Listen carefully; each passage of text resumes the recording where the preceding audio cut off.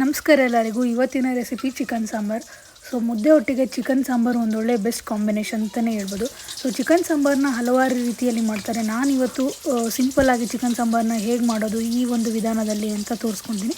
ಈ ಚಿಕನ್ ಸಾಂಬಾರು ಮಾಡೋದಕ್ಕೆ ಏನೆಲ್ಲ ಪದಾರ್ಥಗಳು ಬೇಕೋ ನೋಡೋಣ ಬನ್ನಿ.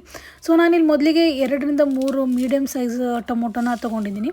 ಮತ್ತು 1.5 ಗೆಡ್ಡೆಯಷ್ಟು ಬೆಳ್ಳುಳ್ಳಿ, ಒಂದು 4 ರಿಂದ 5 ಇಂಚಷ್ಟು ಶುಂಠಿ, ಒಂದು ಇಡೀ ಕೊಬ್ಬರಿ ತುರಿ, 1 ಹಿಡಿಯಷ್ಟು ಪುದೀನ, 1 ಹಿಡಿಯಷ್ಟು ಕೊತ್ತಂಬರಿ, ಒಂದು 2 ರಿಂದ 3 ಚಕ್ಕೆ, ಒಂದು 7 ರಿಂದ 8 ಲವಂಗ ತೊಗೊಂಡಿದ್ದೀನಿ. ನಾನಿಲ್ಲಿ ತೋರಿಸ್ಕೊಡ್ತಾ ಇರೋದು 1 kg ಚಿಕನ್ಗೆ.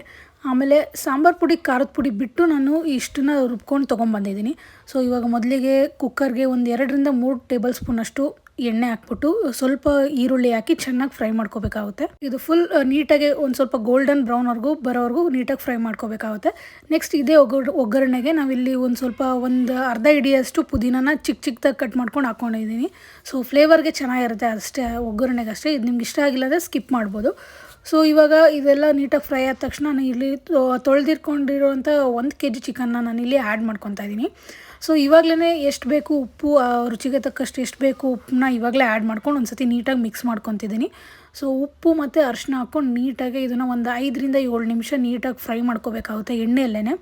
ಸೊ ಅದು ಹಸಿ ವಾಸನೆ ಹೋಗಿ ನೀರೆಲ್ಲ ಬಿಟ್ಕೊಳೋವರೆಗೂ ನಾವು ನೀಟಾಗಿ ಫ್ರೈ ಮಾಡ್ಕೋಬೇಕಾಗುತ್ತೆ. ಸೊ ಇವಾಗಲೇ ನಾನಿಲ್ಲಿ ನಿಮ್ಮ ಖಾರಕ್ಕೆ ಎಷ್ಟು ಬೇಕೋ ಅಷ್ಟು ನಾನಿಲ್ಲಿ 3 ರಿಂದ 4 ಟೇಬಲ್ ಸ್ಪೂನಷ್ಟು ಖಾರದ ಪುಡಿ ಮತ್ತು ಒಂದು 6 ರಿಂದ 7 ಸ್ಪೂನಷ್ಟು ಧನಿಯಾ ಪುಡಿನ ತೊಗೊಂಡಿದ್ದೀನಿ. ಸೊ ಇದಿಷ್ಟನ್ನು ನೀಟಾಗಿ ಮಿಕ್ಸ್ ಮಾಡ್ಕೊಂಡು ಒಂದು 2 ನಿಮಿಷ ಇದರಲ್ಲೇ ಫ್ರೈ ಮಾಡ್ಕೋಬೇಕು. ಸೊ ಎಣ್ಣೆಯಲ್ಲಿ ಫ್ರೈ ಆದ್ರಿಂದ ಖಾರದ ಪುಡಿ ಮತ್ತು ಸಾಂಬಾರು ಪುಡಿದು ಡಿಫ್ರೆಂಟ್ ಫ್ಲೇವರ್ ಚೆನ್ನಾಗಿರುತ್ತೆ. ಸೊ ಇದು ಒಂದು 5 ನಿಮಿಷ ಫ್ರೈ ಆದ ತಕ್ಷಣ ಇದಕ್ಕೆ ನಾವು ರುಬ್ಕೊಂಡಿರೋಂಥ ಮಸಾಲೆನ ಹಾಕ್ಕೋಬೇಕು. ಈ ರುಬ್ಕೊಂಡಿರೋಂಥ ಮಸಾಲೆ ಒಂದು 2 ರಿಂದ 3 ನಿಮಿಷ ನೀಟಾಗಿ ಫ್ರೈ ಆದ ನಂತರ ಇದಕ್ಕೆಷ್ಟು ಯಾವ ಕನ್ಸಿಸ್ಟೆನ್ಸಿ ನೀರು ನಿಮಗೆ ಬೇಕೋ ಅಷ್ಟು ನೀರು ಹಾಕ್ಬಿಟ್ಟು ಕುಕ್ಕರ್ ಮುಚ್ಚಿಬಿಟ್ಟು 1 ರಿಂದ 2 ವಿಸಿಲ್ ತೊಗೊಂಡ್ರೆ ಸೊ ಸೂಪರ್ ಆಗಿರೋ ಚಿಕನ್ ಸಾಂಬಾರು ರೆಡಿನೇ ಆಗೋಯ್ತು. ನೋಡ್ತಾ ಇರ್ಬೋದು, ನೀವು ಕಲರ್ ನೋಡ್ತಾ ಇರ್ಬೋದು ಏನು ಸೂಪರಾಗಿ ಬಂದಿದೆ ಅಂತ. ಸೊ ನೀವು ಒಂದ್ಸತಿ ಮನೇಲಿ ಟ್ರೈ ಮಾಡಿ, ಹೇಗೆ ಬಂತಂತ ಕಾಮೆಂಟ್ ಮಾಡಿ. ಇದನ್ನು ಮುದ್ದೆಗಾಗಿರ್ಬೋದು, ದೋಸೆಗೆ, ರೈಸ್ಗೆ, ಚಪಾತಿಗೆ ಎಲ್ಲದಕ್ಕೂ ತುಂಬ ಚೆನ್ನಾಗಿರುತ್ತೆ. ಸೊ ನೀವು ಟ್ರೈ ಮಾಡಿ, ಹೇಗೆ ಬಂತಂತ ಕಾಮೆಂಟ್ ಮಾಡಿ. Thank you.